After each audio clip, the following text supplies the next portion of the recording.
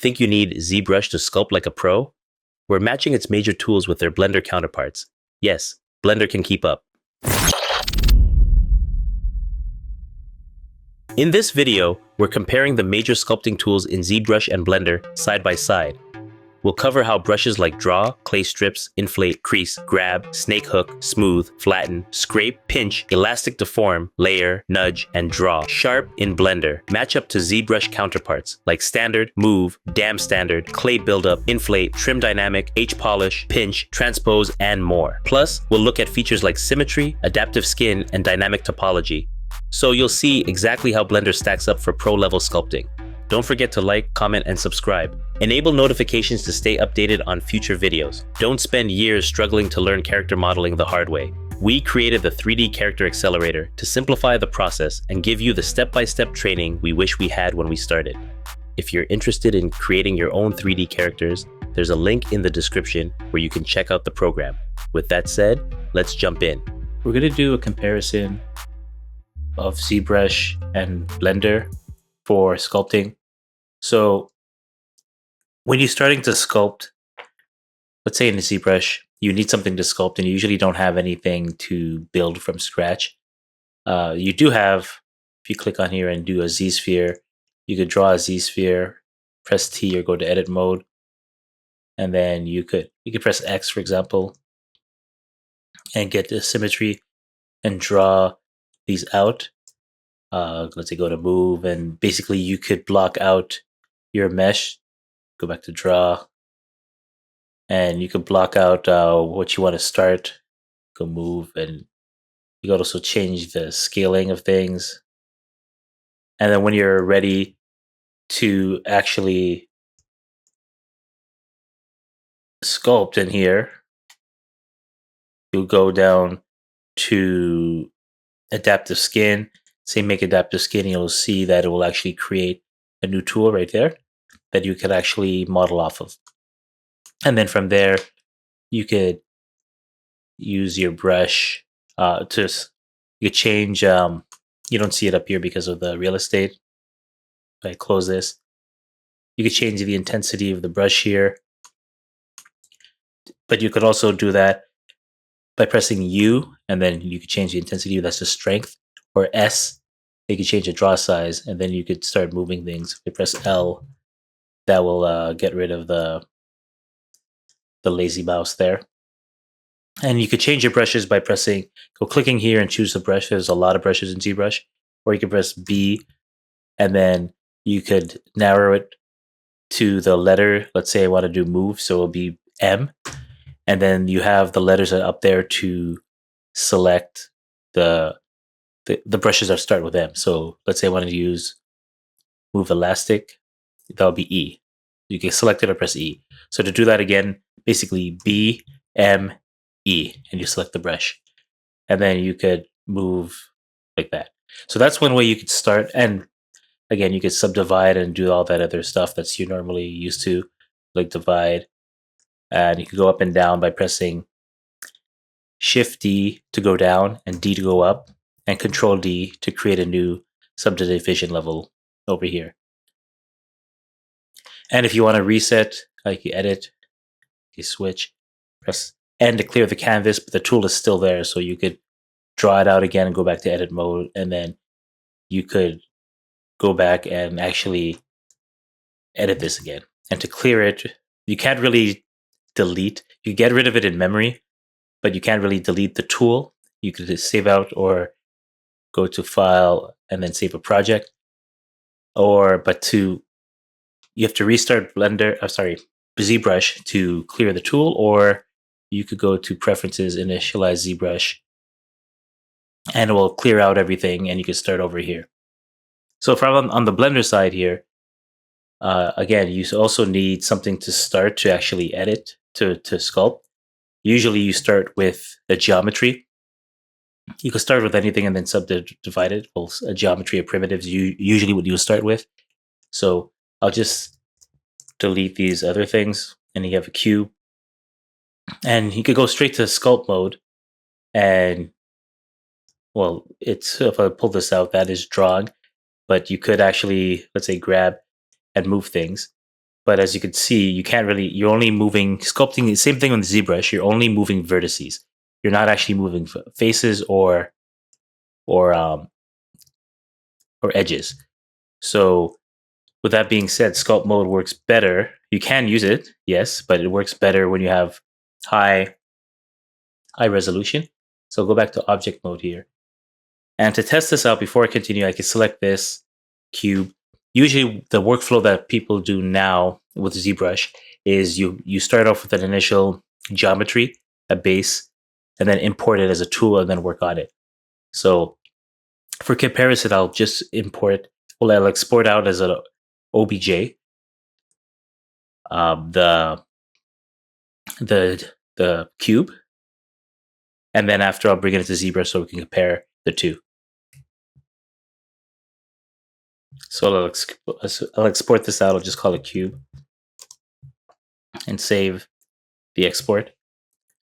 And then, so it's saved here. It makes a MTL. I don't really, that's the material associated with the OBJ. So the OBJ will point to the material for textures and the properties.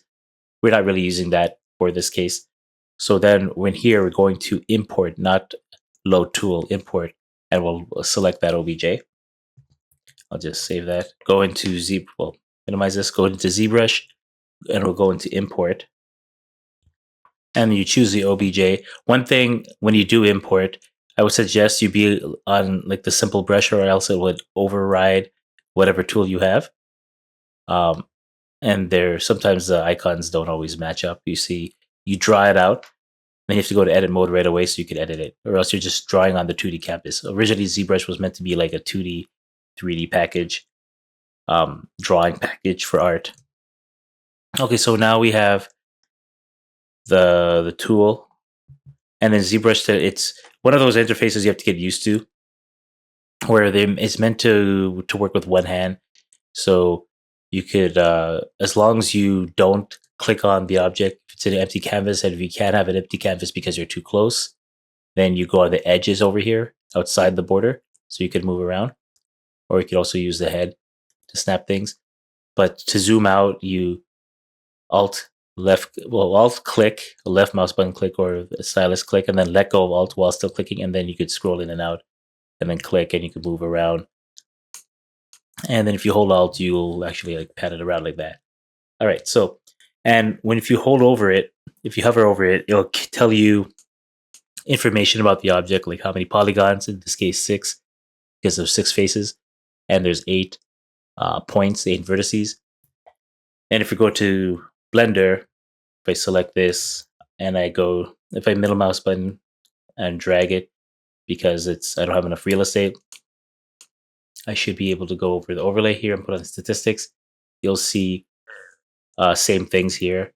There's 1 object, 8 vertices, like this says, and 6 faces, and 12 triangles, because a polygon is actually 2 triangles. So if you want to, again, in here as well, you could move.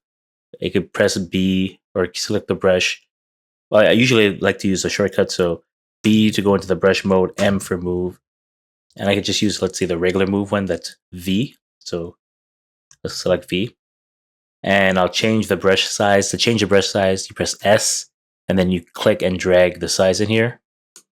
And just like as you could see in Blender, you can only move. If I press S and lower the size, you cannot move faces or edges. You have to move a vertex. The same thing. So press undo. So again, this usually works best if you have more vertices. So in ZBrush, what you would do is go into geometry and say subdivide. It uses a Catmull-Clark subdivision. And if you want to find out more information, you could hold Control, and it will tell you. And right now, there's no subdivision on it. So you could press divide, and you'll have the Catmull-Clark subdivision. So same thing in here in Blender. If I select that same cube, that's the same cube I exported and brought out on here, I can go to the modifier. I'll bring this out. go to add modifier, generate, and you could say subdivision for surface, and you'll see that it has the same Catmull Clark 1 subdivision level. It says 1 here because they consider 0 to be the base. In here, Blender, in ZBrush, they'll consider 1 to be the base. So one thing about this as well is that you don't have to, there's basically a shortcut in both the ZBrush and in Blender to subdivide. And the shortcut is for, let's say, Blender. If I go to the modifier and just delete it, if you select it and press Control 1, it will automatically put a subdivision modifier on it at level 1. And you could press Control 2, it'll go to level 2. Control 3, you could go to level 3, Control 4 to level 4, and Control 5 to level 5 in the viewport. So 1 to 5 on your keyboard will control the subdivision level and go up and down. And in ZBrush, when you have the tool activated, if you could go into on the tool, go to geometry and then divide, or you can press Control D and it'll make a division. You can divide as much as your memory could handle. And if you want to go down, you could slide it down, or you could press Shift D to go down and D to go up the subdivision level. But if you're at the maximum subdivision level and you press D, nothing happens unless you press divide or Control D. So this is for, I mean, you could see in here, this is how many, this is about 384 faces. So this is 384 faces. That's the subdivision level 4, I guess. Same thing here. Yeah, a level 3. So the subdivision level 3. I'm guessing because it doesn't seem to change when I go higher. Oh, I have to deselect it and reselect it. It's not updating on the statistics here. So it's level 3 here is level 4 there. Because remember, this starts at 0. And the thing is, though, in ZBrush, you could actually go in and press S and move to change the brush, the slider, and press U and then move the slider to change the intensity in ZBrush. And you can start affecting the vertices. Press undo. In Blender, if I select that, go into sculpt mode, and you'll see here that if I try, the move brush is similar, is the grab brush in Blender. I press F to change the radius, and you can press Control F to change the intensity. So F in Blender is you press S and then you choose and then you move the slider in ZBrush, and Control F in Blender to change the intensity is you press the U button in ZBrush and change the slider for the intensity. But one thing I want to notice in here is that when you try to grab, notice that the highlights only move, there's only one vertex. If I press F and try to move it, I cannot move those points in between here, because what's happening is that if I hide the result, this is what actually the object is. So what happens in Blender is that whether you're in edit mode or sculpt mode, you are editing this original object. Once that edit is taken into consideration, then it applies a modifier, which will subdivide it. So you're not editing the output of the modifier. So to be able to do that, you have to apply it, but you won't be able to. Oh, actually, it looks like it lets you apply it here. Sometimes it doesn't let you apply it if you're in edit mode, maybe in sculpt mode. And now you see all the vertices you're able to move them because it's actually applied. One other thing I do want to mention as well, if I'll undo and I'll get rid of this modifier. One thing in ZBrush, what allows you to do is that you could go to the lower subdivision level and let's say move it, and then go to the higher one, and that change propagates up there. Or you could go to the higher one, let's say go in here and press S, make it bigger. Let's say you move that and go to the lower subdivision, you see that it affects the lower range. The thing is about, because in Blender, when you go to, if you put on, generate and you add the subdivision surface or press Control 1, 2, 3, 4, 5, again, you're not, until you apply it, you don't actually, I'll raise the resolution. You don't actually have access to those points until you apply it. So if I go to sculpt mode, I can't move the higher level, and I cannot move up and down the vertices, because so even if you affect the higher level, it's not going to affect the lower one, because it's not an output there. If you go back to object mode, what you can do, there's another modifier. You go to add, called multi-resolution. And in this one, you can actually move up and down the subdivision levels, and you could affect it, and you could do a little more things that are more similar to ZBrush. So in here, you could keep this on, and you'll see that there's what you see in the viewport, what level, Camille Clark level you'll see in the viewport, or the subdivision level you see in the viewport, and then what you see when you go into sculpt mode, and what actually you see when you render it. So in the viewport, well, first, for this to work, if you click on it, nothing happens. You have to actually subdivide. Let's say subdivide 3 times to get like similar resolution. Now you can move up and down. This is the viewport. But let's say, and if you go into sculpt mode, you can move up and down the sculpt mode as well, what you see. But let's say I put the sculpt mode down to back to 0 to the original, and I go back to edit object mode. It will show 3 because the viewport says display the 3rd subdivision level. One other thing though is if you go into edit mode, it ignores the output. Again, it goes the base mesh. Even if you try to change it, you don't see the output. But what this allows you to do is that you can go into, let's say, edit mode, take let's say you want to move out here and then go into sculpt. It actually affects the sculpt mode, and vice versa as well as here. Is if you go to, let's say, out here and I move this, the lower levels on the sculpt mode actually affects it. Is actually affected, but the base is not affected. So it's 0. It counts as the base, and then once you subdividing, that's when it starts taking the history. That's a little different than ZBrush, whereas the lowest level is 1, and the base is actually affected. Whereas in the base here, it's not affected. See, I moved that. See, I moved the points. If I go higher, I move the points. It doesn't affect the original base mesh. So there's that. And I just want to show, I guess, those workflows. I'll delete.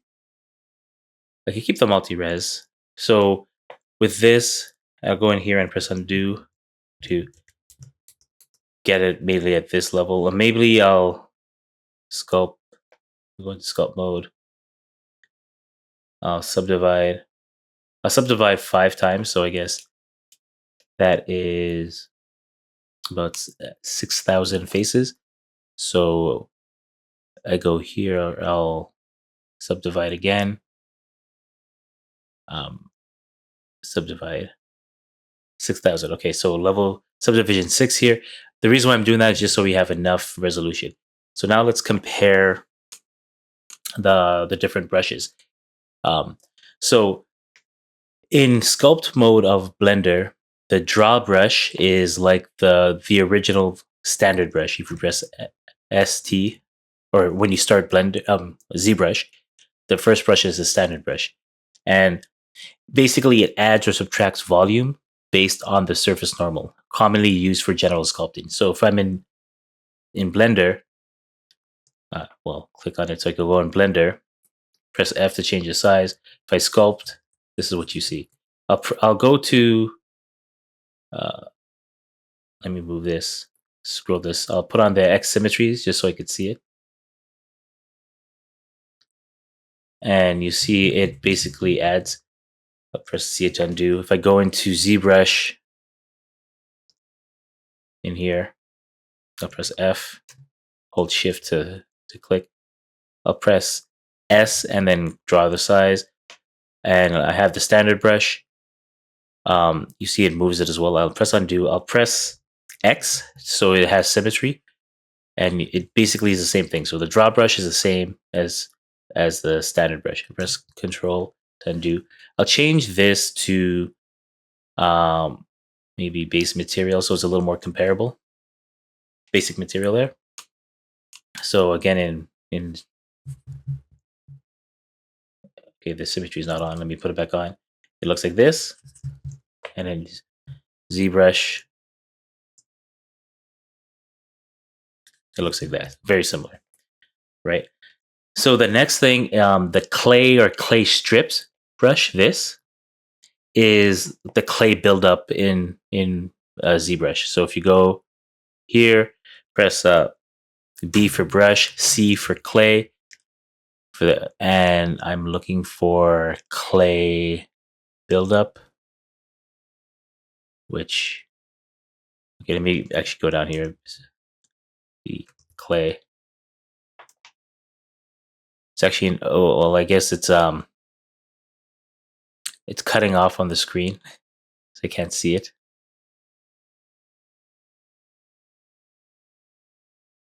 Yeah, I guess the interface wasn't really designed to be cut in half. So if I click on here or press B, then C, you don't really see it. It's B again. I know it's B to get clay buildup. I could make it full screen just for now, just so you could see it. So if I click on here and you go to C over here, or you can press C yourself to basically categorize just the C brushes. And then B is clay buildup, which should be, what don't I see? Right here. I already have it selected. So I'll just minimize this again. Okay, so the clay buildup builds volume in layers. It's great for blocking in forms and muscle mass. So clay strips in Blender looks like this. And clay buildup in ZBrush looks like that, very similar as well. So press Control Z to undo, Control Z to undo there. Next is crease. Crease in Blender, right, is similar to Dam Standard brush and pinch. So what it does, it carves sharp grooves or folds, useful for defining hard creases or wrinkles. So if I use crease in Blender, it cuts it in. If I press F and make it really sharp, it will cut it in like this. So in ZBrush, you can press B. Well, go into ZBrush, press B for the brushes, press D to categorize it just for D. And it's going to be S for Dam Standard, or you can select it, but I'll press S. So you have the Dam Standard brush. So you'll cut it like this as well. You could press S and then draw the size down to cut it. But the thing is, it makes it big. So what you could do as well is use the pinch brush, because the Dam Standard brush by itself is very similar to just a draw sharp. But the difference between crease for Blender is that it cuts it, but also pulls in the vertices like pinch does. So it's kind of like if you do Dam Standard brush in ZBrush, and then after, if I press B, then press P, and then pinch is I. You see the I icon right there. Press I. I'll press S and change the size. It will shrink it in here. So that's similar to in here, the equivalent of what I just did. If I undid that, draw sharp is very similar to the Dam Standard. So if I press F and I cut this like this, so it doesn't actually pull it in, then you could go into, it has a pinch as well, and you can pinch it in. Very similar right there. So then you have inflate. I'll just Control Z to undo this, Control Z to undo this as well. If I choose inflate, so we inflate in here, it pushes the mesh outwards uniformly, ideally for puffing up areas or adding thickness. So if I press F and I'll build it up, I'll keep drawing. That's the inflate. If I go in ZBrush, press B, then I for it to to just look at the eye brushes, and there's inflate is the N key. So I'll press N. So again, B-I-N, and it selects the brush.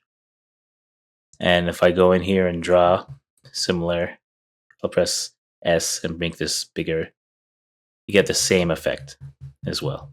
Very similar. Control Z, Control Z.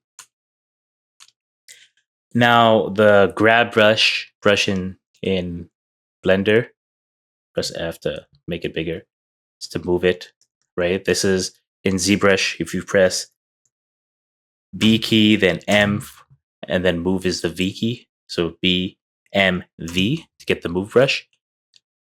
I'll press S and then move this draw size. You see it moves it. So grab and move, it moves large chunks of mesh without affecting volume. It's useful for adjusting proportions. Next, we have the snake hook brush. It's called the same thing in ZBrush. I think it's just there's no space. So this is actually useful when you're, I guess when DynaMesh came out in ZBrush, where you make a ball, then instead of adding new geometry and then merging them, you could just take a snake hook and kind of like make a, like draw out a tentacle kind of thing to go out. And then you could just go in and model on top of that. So in here, in ZBrush is very similar. You press F here. Let me go. It's kind of weird because both Blender and it has its own quirky way of manipulating, and ZBrush does as well. And switching between the two right away keeps messing me up because my brain has to keep switching of their shortcuts. But anyways, in ZBrush, you press B, S first. I don't see it here. I think it's BSH. No, it's not. Oh, it is BSH. So again, if you selected this, what it looks like. If you go look for the snake hook brush, if you look at the name, there's no space. Whereas in the Blender version, there's a space between the name, but it does the same thing. So if I go here, if I press X, it should have mirror here. I'm pressing F for the brush size, but in ZBrush is S, and then you move the size. And when you pull it out.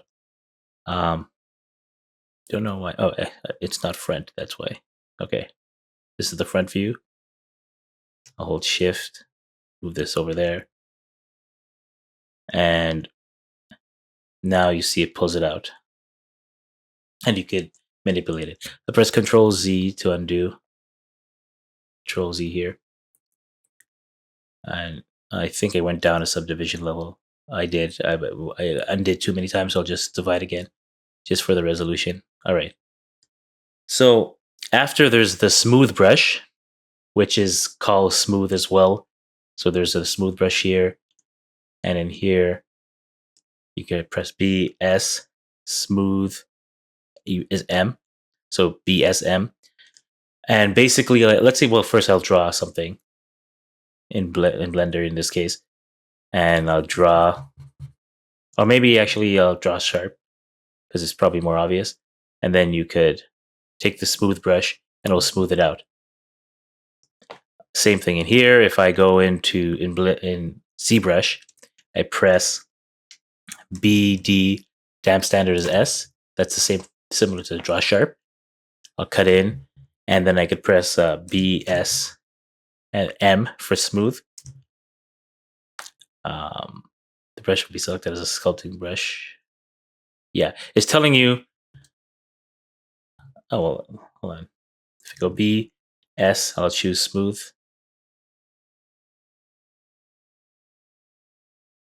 I guess it doesn't let you select it anymore. I guess the reason why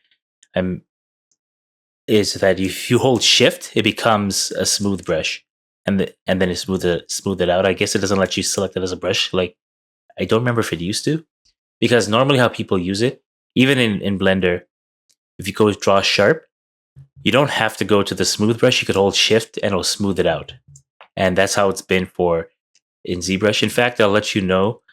Apparently, in ZBrush, and I don't think it's like this in Blender. I never actually checked that, but if you let's say you cut something, if I keep trying to change the size, but it's S.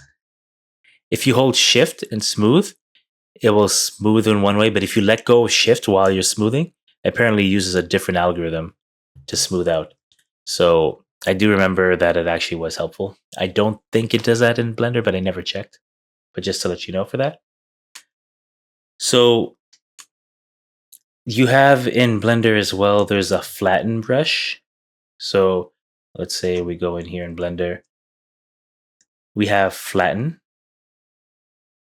And flattens areas to planes.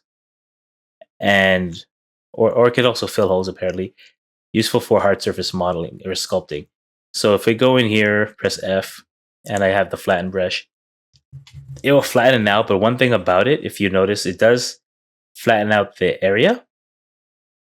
If I flatten out some more, but you notice it kind of makes kind of like this ring around. And I believe this is kind of like if they're trying to mimic sculpting, that if you take a tool or let's say your thumb or something and try to flatten something out, it's volume preserving. So if you flatten one area, the sides of it will push out or like spill out to maintain that. So usually I don't usually use the flatten brush. If I press undo, I usually use the scrape brush. So it flattens it, but it doesn't really make the ring around. It's kind of in sculpting, if you use a scrape brush, you're actually like removing, like not really deleting, because you're not really deleting faces here. In sculpting, all you're doing is just moving points. You're not adding or removing vertices. But anyways, the flatten brush, that's how that works. It kind of flattens it and makes like a ring around it. So in ZBrush, there's also a flatten brush. So you press B to get the brushes, F, and then you press A in this case for flatten. Similar idea. It will flatten it. And there's also in here, if you press B and then T, I think I pressed R by accident. So B to go to the brushes, T, and there's trim dynamic. That's another brush. If you go over here and press Control, it will tell you kind of like what it did for a second, and then it went away. But that's another way. These tools are very useful for hard surface modeling. Well, if you're doing a hard surface sculpting, I mean, because hard surface modeling, a lot of times you probably use Boolean operations. But I keep pressing F because I'm thinking Blender. So if I change that, this is kind of how this looks. It's kind of, I would say, like the scrape brush, kind of like, I guess, if I would compare. I don't think they're identical, but I think this is more like this. The trim dynamic works more like the scrape brush, how I would expect it, as opposed to the brush flatten brush here. Though I don't find the flatten brush is as bad as it is in, not bad of it, I mean the effect is not as bad where you see this edge pushed out as it is in Blender. But anyways, try it out, whichever works. A lot of times actually don't, if I was in ZBrush, I never really use flatten much or trim dynamics. I usually like the HPolish. That's another one. And I guess you could say in here you have I just mentioned it before, you have scrape, right? And that is similar. I mean, flatten and trim dynamics are close. Another in ZBrush, another sculpting brush that you use for hard surface sculpting would be HPolish right here. So actually, if you hover over here and press Control, you see the actual description of it, and it tells you, the algorithm works in a certain way. And I really like this brush. I really, really like. I thought this worked really well in ZBrush, and I do believe. I guess scrape is the closest thing, but I did like scrape in Blender is the closest thing, but I did like the HPolish better as you go around the contours. But again, you could get the same type of effect. You see, I find it's easier to get like edges on with that. I mean, I guess you get it too. So, anyways, that's a comparison for it. So again, scrape surface, the scrape brush in Blender or the HPolish brush, it scrapes surface details or off, right? Or creates a flat edge, ideal for mechanical forms, hard surface sculpting. So I'll just undo here, Control Z. Here, same thing, Control Z. I miss. I'll re-subdivide it because I did it too many times here. I did mention pinch already. It pulls geometry together to create sharper edges or crease. Useful for if you in Blender if you use draw sharp, right? Very well, it undid the symmetry here. If you use draw sharp and then you go to pinch, it will move the vertices together to make it sharper, right? Same thing. Draw sharp in ZBrush here is the damn standard. So I press B, then D, and then S for damn standard brush. And then you draw it, and then you can press B, P, I think is I for pinch, and then you pull it in together. Works similar. Control Z to undo. Then you have elastic deform, which is similar to move elastic deform in right here in Blender. Is similar. It's very similar to move elastic or topology move in ZBrush. And what that does, it deforms a mesh while maintaining relative structure, good for organic shape editing. So for example, if you just move it like with the grab brush, it kind of like stretches everything out. Maybe you can see it better if I put on the wireframe and I move it, kind of like stretches everything out. Whereas if you did elastic deform, it will stretch it, but it'll try to basically move everything else with it as well. So it kind of keeps it, as you're doing that, it deforms the mesh while maintaining relative structure, right? So it tries to keep everything relative to each other. I'll just go back in here and turn that off, the wireframe. So same thing in here. Again, if I go to the move brush, if I press Shift F, you could see the wireframe. And then if I go press B, M, V, B, M, and then V selects the move brush. I'll press S and then change the draw size. You see it kind of stretches just like it did before. I press Control Z to undo.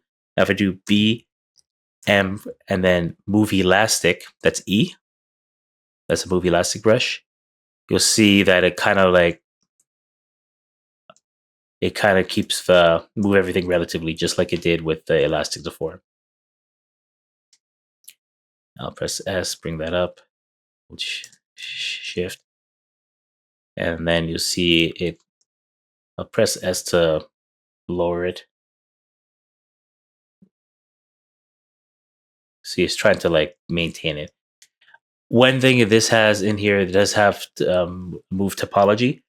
You probably see that more if it's like, for example, you use it for the lips. So if you're moving it based off the topology, like let me press BM, and then you see move topology will be T. But if you hold Control, it controls the models, and okay, you don't even see it here. It's not showing it out here. But basically, move topology is going to be based off the topology, like things like orifices, like mouth or lips. If you want to move one part, let's say the upper lip, but not affect the lower lip, move topology will be helpful.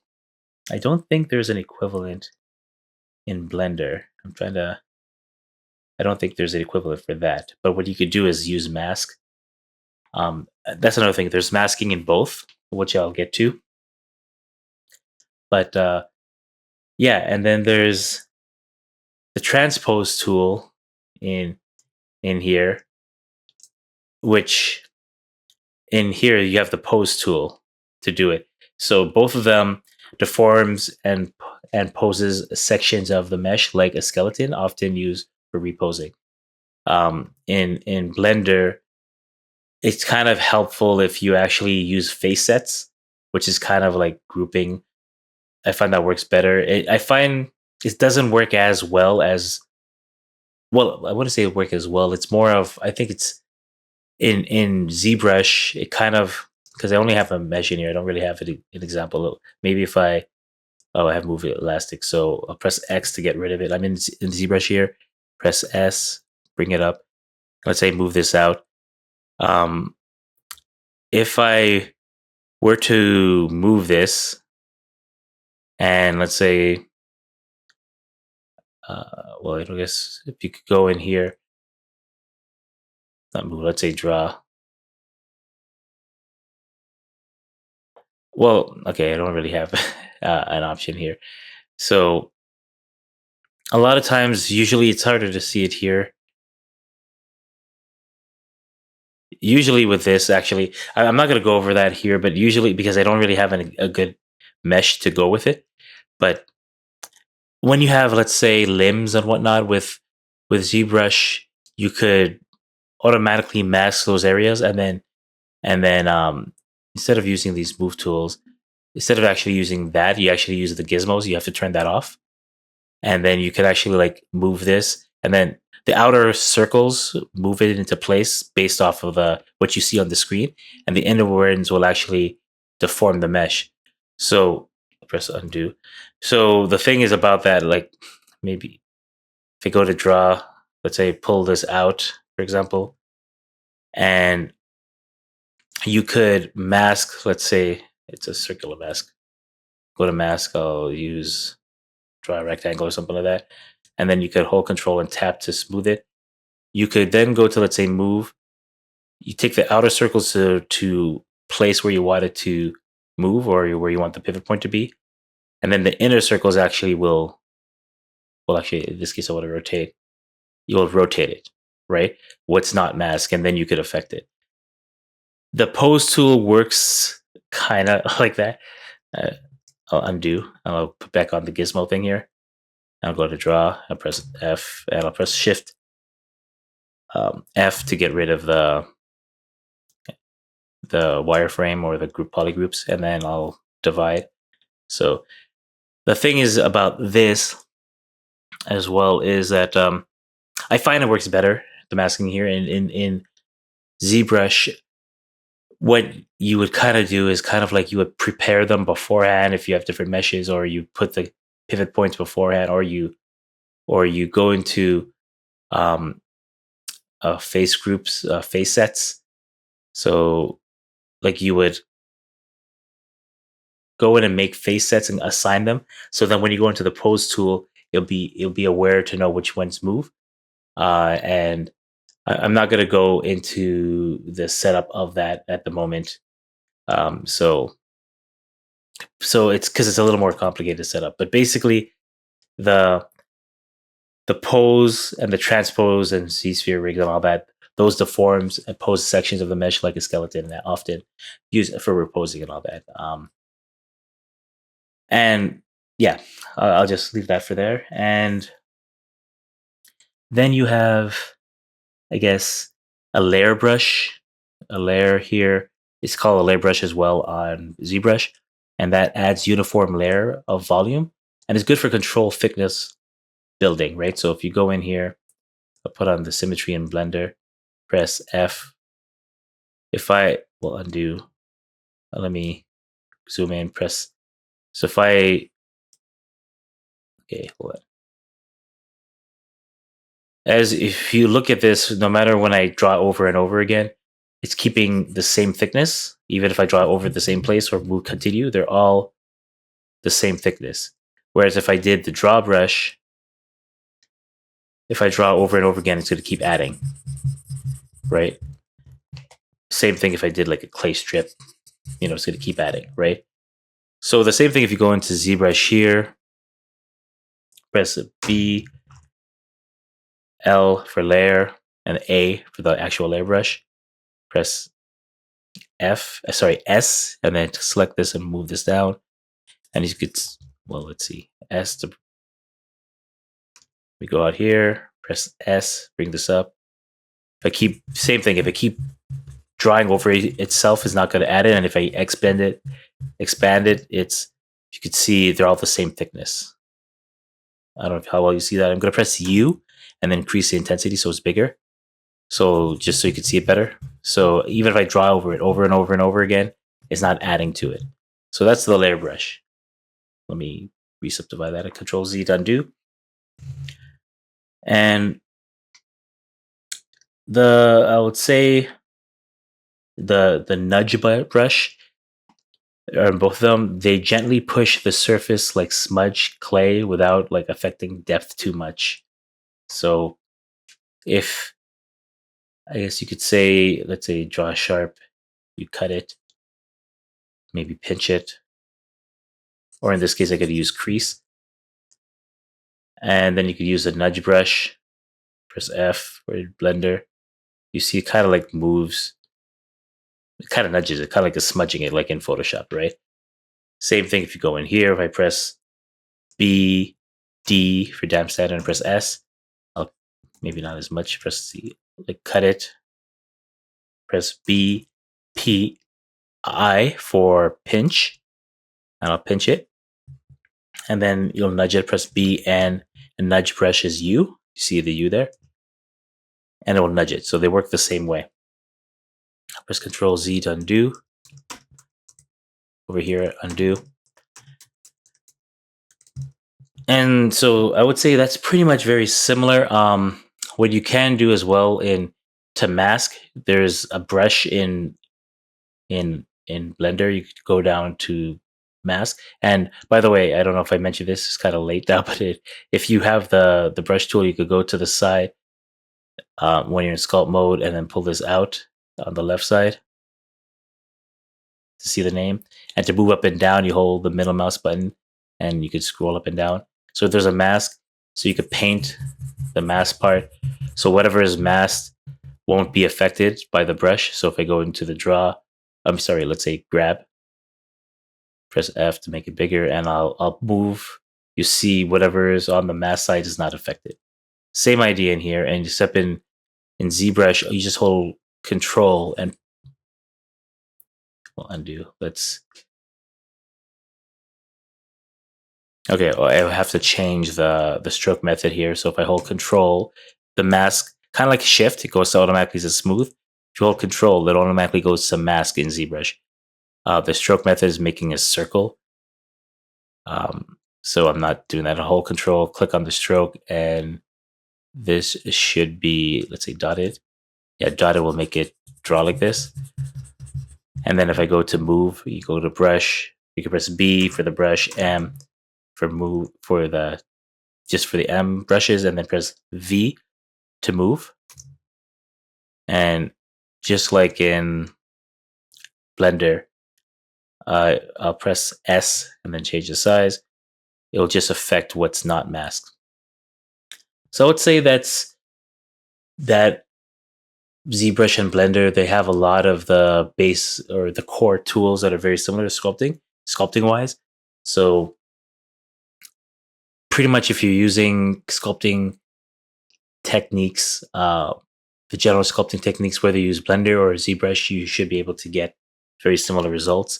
Now, of course, there's more things they could do. Blender itself is not just a sculpting program, and ZBrush, as you could see, has a lot of brushes in here, a lot more than Blender. So, and plus you have other things like, one other thing I want to mention, the sub tool. In ZBrush, if you have multiple objects, you could bring them in. You could bring in the tool. Usually you want to go to a simple brush first, bring in the tool, then go in to the sub tool, and then like append to bring in extra options. So or you could go in here, let's say, and you could like duplicate in here. Let's say duplicate, so you have another, and you could rename them. Selected, rename. I won't do that here.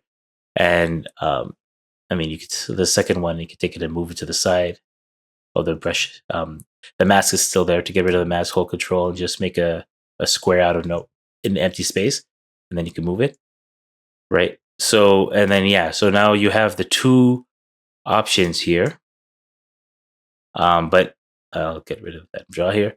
So, but the only thing is, if you go back to the first cube, hold Control, and right now the visibility is on whatever is visible. I have to turn them both on. If you're on one And let's say I'm doing move, it will affect it, but it won't affect the other one because it's in another subtool. I press Control Z. You have to go to the other subtool, turn that on to move it, but it won't affect the other one. In Blender, you have a similar concept, I guess you could say. To clear the mask, you could press Alt M, or you could go to mask over here, clear mask. You would go to like object mode. I would take that. You could press Shift D to duplicate it. You could move it around. You could hold G. Well, it's already moving in G. So you press X to limit on the X axis, and then you could move it there, or you could use the move tools here. Right. So now you have two separate objects. So if I go in here, make sure the icon is selected. So when I go into sculpt mode, the actual sculpt icon is there. So in here, I could actually, let's say, move it, right? But this object I can't move because it's not selected. You can go to object mode, select it, make sure that icon's selected there, then go back to sculpt mode, and now you can move it, but you won't move the other one. Or the other thing you could do is just hover over another object in Blender, and then you do Alt Q, and then it will switch that object and you can move it. Then go to the other object, Alt Q, and then you can move it. So just wanted to point that out as well. What I want to point out as well is, I'll show it in both here. If you're doing hard surface sculpting, the line project tool is pretty useful. So I'll work on this one in Blender. So I hold Alt Q to make that active. You can see it with the icon up there with that sculpt like knife tool there.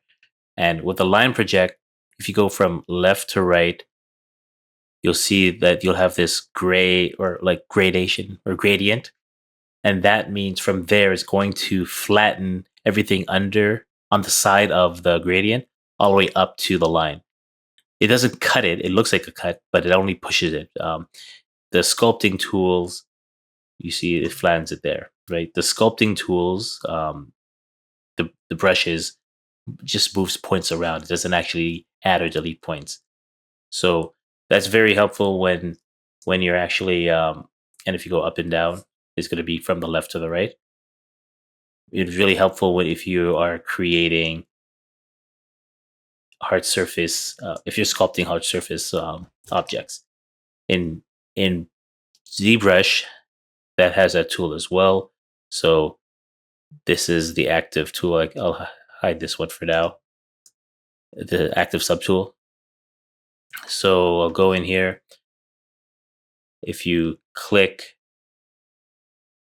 and press, actually, before I show the ZBrush version, I do want to mention with the line project, if you draw it, you could hold spacebar and it will move it around while you're still holding it before you let go. And you could press Control and it will snap at different angles. So if you want to make sure it's a straight line, you could hold Control with that, and then it will cut it. For ZBrush, it's not called a line project; it's called a clip brush. So if I go to see, you can't see it here, so I'm going to go into the full screen for a second. Okay, so if I'm here, I'll go to the brush, I'll press C, and then you have different clip brushes. You have clip circle center, clip curve, clip rectangle, clip rec. I'll press C or choose clip curve, and it will tell me here that the brush will be selected as the active selected brush. You have to press Control Shift and then click to use it. So right now you don't see it there, but if you hold Control, normally when you hold Control, it's the mask circle. It's actually masking like that. I'll press Control Z to undo. If you hold Shift by itself, it's the smooth. I'll press Control Z to undo. But if you hold Control and Shift, you get, I chose the clip curve as the brush. So you could draw it, and I don't know how well you could see, but there's also the gradient.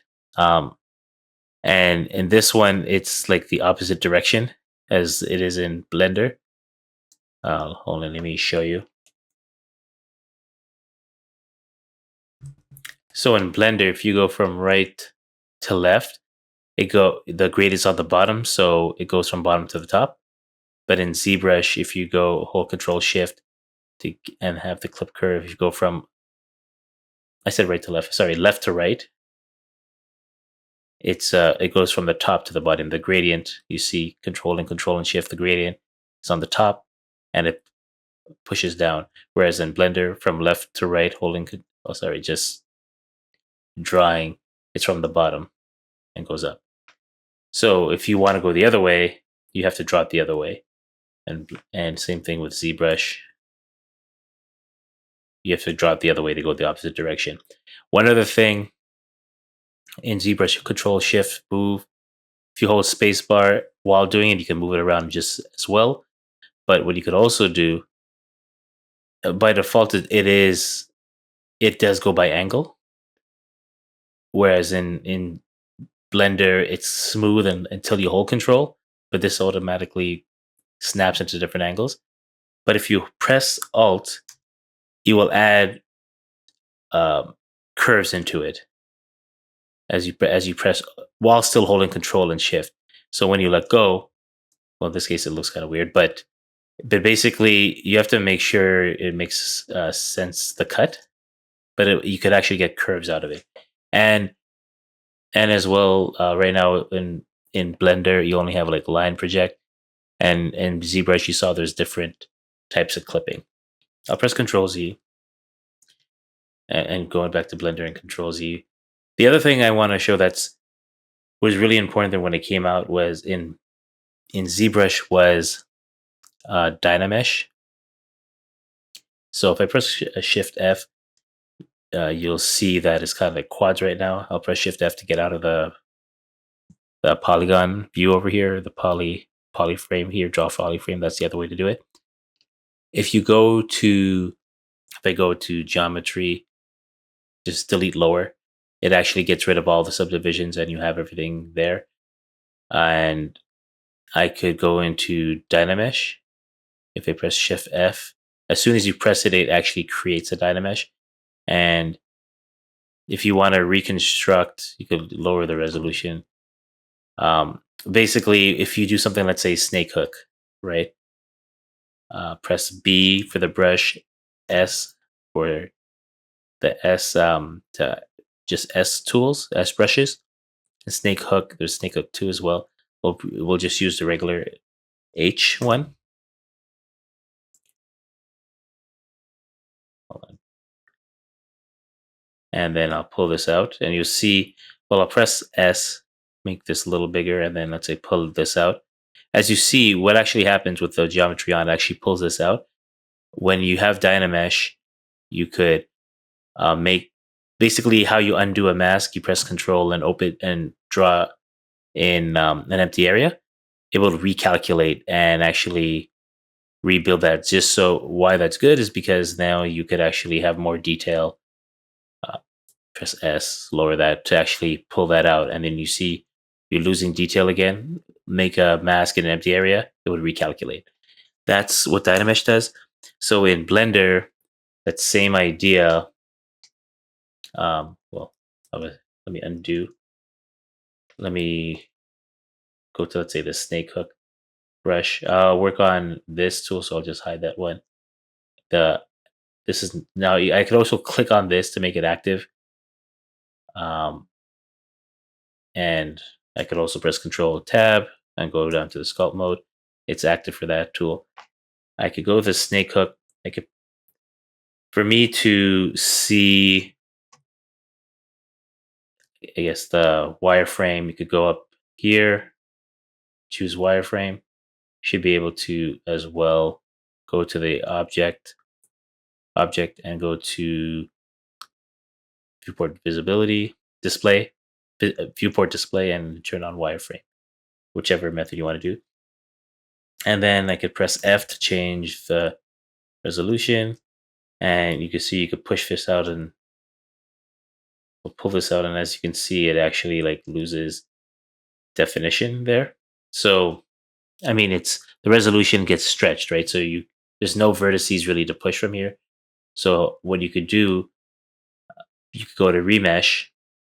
You have to choose the voxel size, kind of like the resolution there, and then you could press remesh. But the thing is, even with this, because we're using undo, because we're using like multi-res, right? A lot of times, especially the same thing. Like if you notice in ZBrush, if we're using DynaMesh, you don't use the subdivisions, right? You build this, and then after you retopologize, and then you go to subdivision. And what I mean by retopologize, once you're done, this allows you to sculpt without worrying about the topology, because it will always, as you like pull something out, you could recalculate to get the detail again to move, right? And I'll press Shift F here, and then when you're done, I'll press Control Z a couple of times. When you're done with this, then you can see this is not really a useful topology. What you would do is remesh it. So you have Z remesher in here, and then you could choose like what's your target count. I think they're by 1,000. So 5 is 5,000 polygons, and he says Z remesher, and then it's going to calculate up here to remesh that whole surface, trying to target around that amount of polygons. In Blender, you're doing the same thing.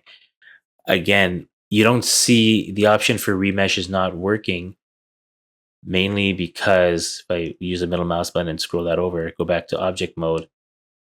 Well, in here, we're using the multi-res, right?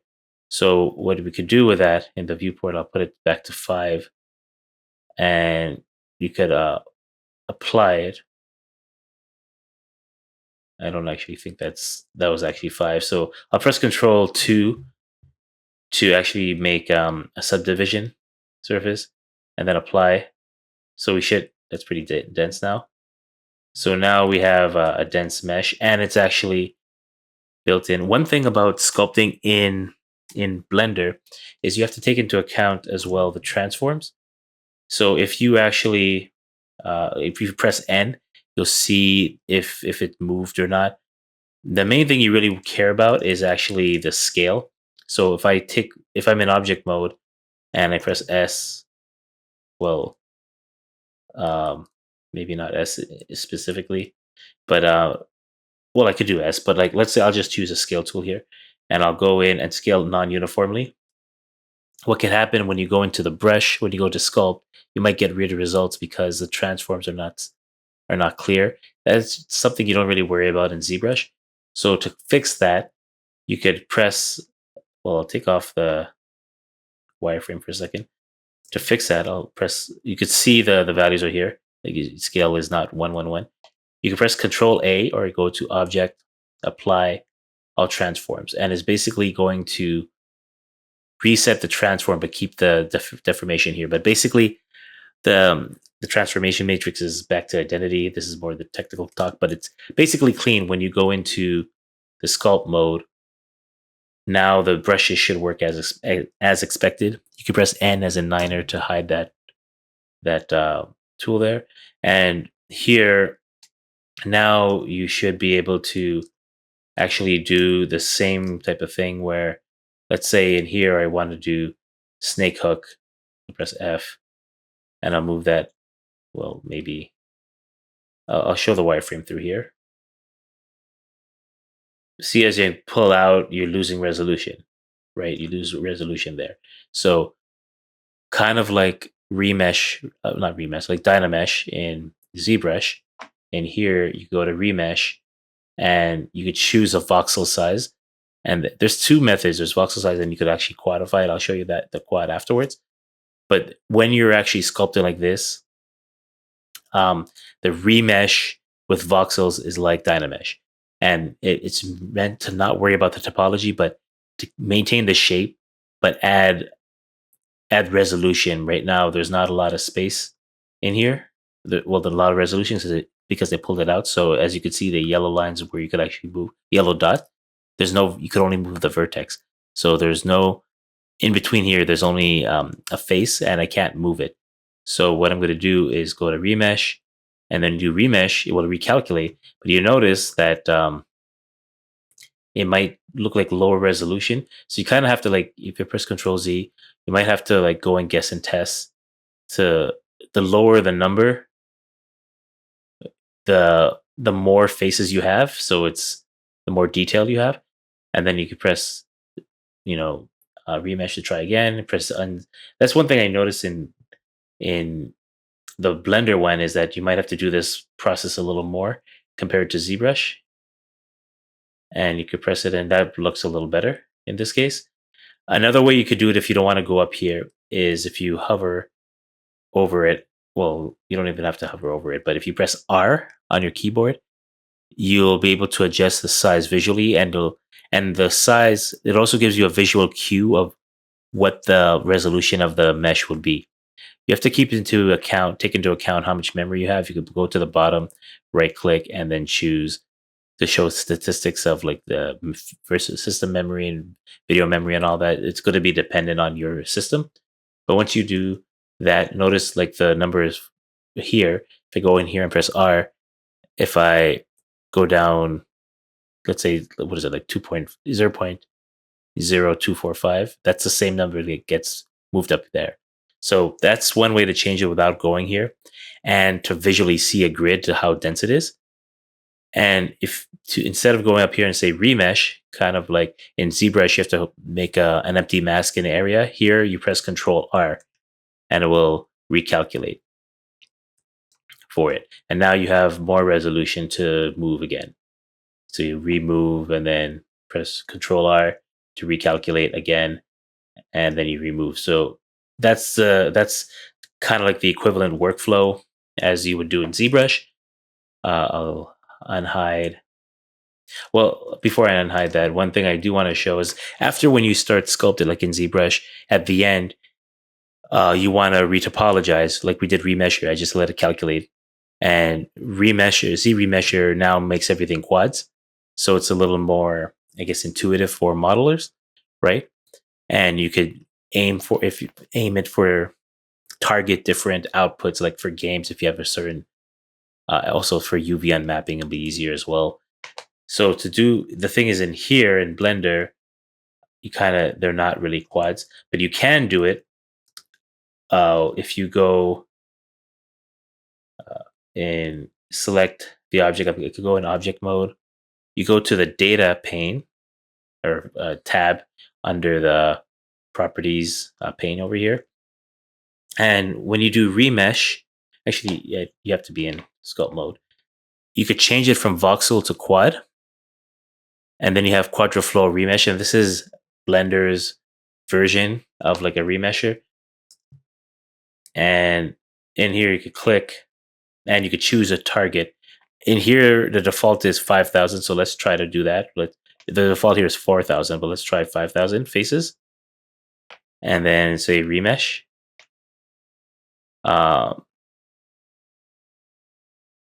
It just gave an error. It needs manifold. So that's another problem with this. You also have to worry about manifolds, meaning like faces on top of each other, or if it's a closed surface. So for the sake of demonstration, what I could do, I'll just hide this. I'll make a new cube, Shift A, add cube, press Control 5 to get, and then press tilt and go to view selected. So I'll have, if you go to the modifier, you see 5 subdivisions. I could go and just apply it, or here I'll do another. I could right click also and say convert to mesh, Control A, and then say all transforms to clean it. And then I can press Control Tab and go to sculpt mode. And again, pretend you model on top of it. You can press R and then choose, your resolution that you want to remesh. And then you can press Control R and it will remesh it, right? Or you can press R again, maybe something a little smaller. And then you can press Control R to remesh it, and you see it's a lot denser. In this case, I'll just use a move tool, a grab tool, because the snake hook could have faces that like could crash each other and intersect, and that could cause problems with the remesh. This algorithm is a lot more sensitive than the remesher algorithm. So let's say I just move that out, right? So now let's pretend that's good and we want to remesh it to quads. So again, you could go back to the data. Let's bring that out. Go all the way down to the remesh, change it to quad mode and say quadraflow. I have 5,000. The default is 4,000. I can click on remesh and it's going to calculate. Quadraflow is going to calculate. But again, you have to make sure that there's no manifold overlapping closed. It's a lot more strict than the voxel method, and then it will remesh it. Now, again, because it's so strict, the result is, I find, not as good or as reliant as the Z remesher. But I will point out that, and I'll just put that back to voxel here. So it does have Blender does have a built-in remesher in here, but you actually can get the same algorithm. The people or the group or the company that makes a Z remesher actually makes it a standalone plugin that you can get an add-on for Blender and also for Maya and other different software. So this is the company that Exoside, that their quad remesher, which is the Z remesher, and they make the plugin. So it's the same algorithm, from my understanding, and they make the plugin available for 3ds Max, Maya, Autodesk Fusion 360, Modo, Blender, Houdini, and yeah. So if you want the same remesher functionality as in ZBrush, you can purchase this plugin. I do know that people who do a lot of sculpting or hard surface modeling with other plugins like HardOps or Box Cutter or whatnot, at the end they do use this. They invest in this, but yeah, that depends on how much you're going to use it. So just let you know that's an option there, but it is a paid plugin, and you also have the option to retopologize yourself or rely on Blender's remesher, the quadraflow or whatnot. Though at this time, I don't think is as good. So that's just for you to know. Question of the day: which sculpting tool do you prefer, ZBrush or Blender, and why? Let me know your answer in the comments below.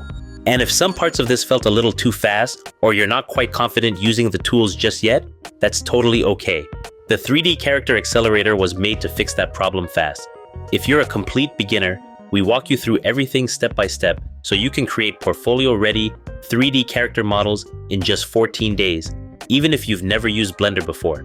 If you're already a bit more experienced, this program will help you sharpen your workflow, learn faster ways to sculpt and render, and create characters that actually stand out online. You'll find the link in the description. Check it out, see if it's a good fit, and decide from there. Thanks again for watching. Hope you learned something new, and I'll see you in the next one. If you found this helpful, give it a like, drop a comment to share your thoughts, and don't forget to subscribe. Enable notifications to stay updated on future videos.